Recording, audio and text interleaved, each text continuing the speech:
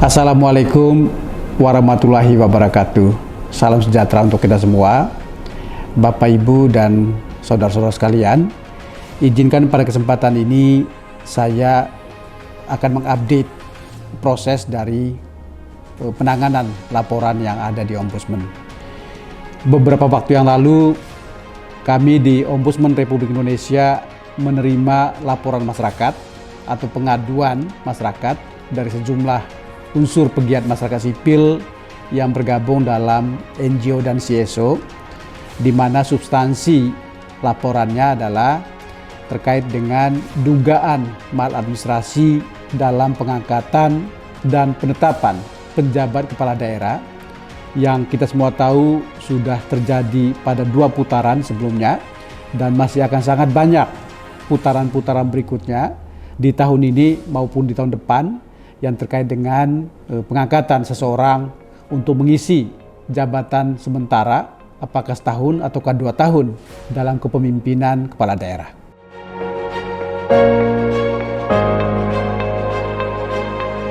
Oh ya, tentu kita belum bisa dan tidak dalam posisi untuk menjawab ada tidaknya potensi maladministrasi, dugaan maladministrasi, apalagi bukti maladministrasi.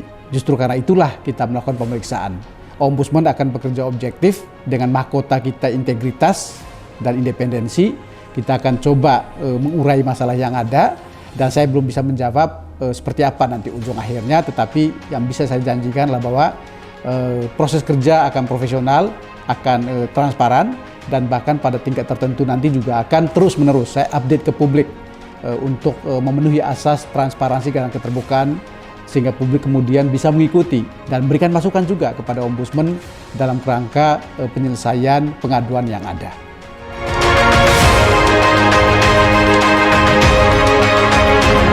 Setelah menerima pengaduan atau laporan masyarakat tadi, Ombudsman memproses sesuai dengan sistem kerja, mekanisme dan prosedur yang ada di Ombudsman, dan pleno pimpinan memutuskan ini dilanjutkan dengan pemeriksaan ke asisten utama 6 yang saya ampu, untuk kemudian kita akan melakukan penggalian data, penelusuran informasi, pemanggilan dan pemeriksaan para pihak, baik para pihak pelapor, pihak terlapor maupun para pihak terkait lainnya, untuk mendapatkan keterangan dan klarifikasi atas sejumlah hal yang memang kita anggap penting dan patut untuk kita peroleh, gitu ya.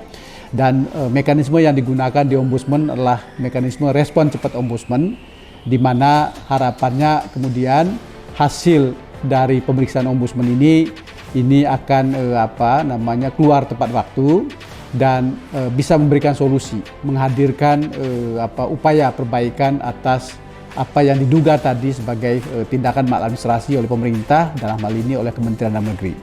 Tentu melihat substansi itu suatu hal yang masih panjang untuk bisa saya sampaikan, karena dalam posisi sebagai pemeriksa saya tidak boleh menyampaikan dulu pikiran saya terkait dengan substansi kasus yang ada. Tetapi kerangka kerja bisa saya sampaikan bahwa dalam proses pemeriksaan ini akan ada pemanggilan, akan ada permintaan keterangan, klarifikasi dan sebagainya, yang ini bertolak dari sejumlah hal yang kita anggap penting. Pertama adalah terkait dengan regulasi. Apakah perintah Mahkamah Konstitusi dalam pertimbangan yang menjadi bagian tidak terpisah dari putusan yang dikeluarkan itu menyangkut perlunya pihak pemerintah membuat peraturan turunan, peraturan operasional atau peraturan teknis terkait dengan pengangkatan dan penetapan penjabat kepala daerah ini sesuatu yang wajib diikuti atau sesuatu yang sifatnya opsional. Nah, kita akan dalami sisi itu. Kemudian kedua adalah isu yang tidak kalah penting yang disampaikan oleh para pelapor, gitu. Apakah pengangkatan, penetapan dan penempatan sejumlah posisi jabatan sipil, dalam hal ini penjabat kepala daerah, itu memang boleh atau tidak boleh berasal dari lingkungan kepolisian maupun tentara. Ini juga akan kita dalami. Dan kemudian ketiga adalah apakah asas-asas pemerintahan yang baik, dalam hal ini transparansi, partisipasi, dan keterbukaan itu memang sudah dan akan dilakukan oleh pemerintah ataukah tidak. Nah, atas 3 substansi ini Ombudsman mengembangkan berbagai pertanyaan, dan kami berharap para pihak yang nanti akan kita panggil, yang nanti akan kita minta keterangan dan klarifikasinya, itu akan bisa hadir dan memberikan jawaban yang terang, yang jelas, sehingga kemudian apa yang menjadi hasil dari Ombudsman, apapun namanya nanti, apakah laporan akhir hasil pemeriksaan maupun juga mungkin akan berlanjut pada rekomendasi, ini bisa kemudian memberikan solusi bagi penyelesaian masalah, paling tidak memenuhi harapan dari pihak pelapor bahwa kemudian memang pengisian jabatan sebagai pejabat kepala daerah ini bebas dari praktek maladministrasi.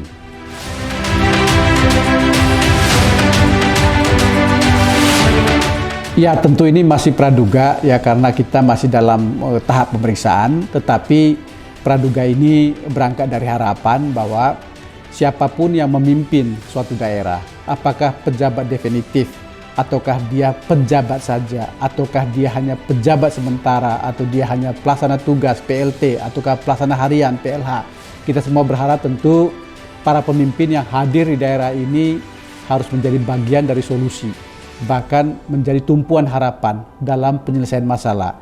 Bukan malah kemudian menghadirkan lingkungan persoalan baru hanya karena dia diangkat atau direkrut dengan proses yang mencidrai asas-asas pemerintahan yang baik, terjadi maladministrasi misalnya, atau bahkan ketika dia sudah duduk, ini malah kemudian kinerjanya itu tidak berkualitas, tidak memberikan kontribusi bagi penyelesaian masalah yang ada, yang itu terutama masalah terkait dengan pelayanan publik, tetapi juga masalah-masalah pembangunan daerah maupun masalah-masalah tata kelola pemerintahan yang ada di tingkat daerah.